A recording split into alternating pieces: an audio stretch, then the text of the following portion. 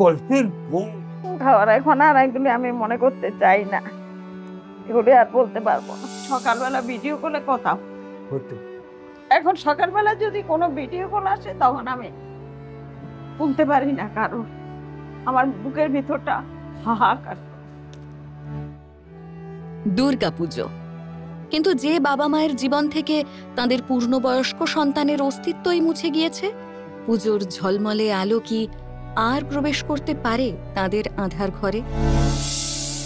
22শে April 2025 Kashmir বেড়াতে গিয়ে সন্ত্রাসী আক্রমণে প্রাণ হারালেন পাটুলির বাসিন্দা বিতান অধিকারী। এক লহমায় এলোমেলো হয়ে যায় সব। হাওয়া বদল সেরে যে ছেলের হাসতে হাসতে ফিরে আসার কথা ছিল বাবা মায়ের কাছে, তাকে ফিরতে হলো কফিনবন্দি অবস্থায়। এরপর পেরিয়ে গেছে বেশ কয়েক মাস,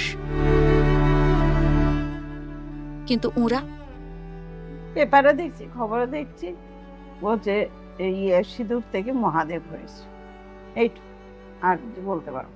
শান্তি পেয়েছেন কিনা একবারে বোকা প্রশ্ন হবে। শান্তি পেয়েছেন বলবো না, খানিকটা কি স্বস্তি পেয়েছেন যে অপরাধীদের মেরে ফেলা হলো? তখন কেন ছিল না যে এতগুলো 26 জন গিয়েছে, তখন কেন গাইডেন্স ছিল না?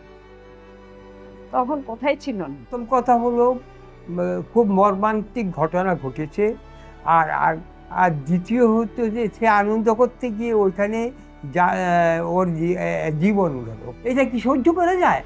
যেমন আমার ছেলে বিতান অধিকারী, হ্যাঁ, ওই সব কিছু আমাদের রক্ষণাবেক্ষণ করত, সবই চলে গেল। আর কি রইল বাকি? কাকে কি বলবো আমি তো বুঝে পাচ্ছি না।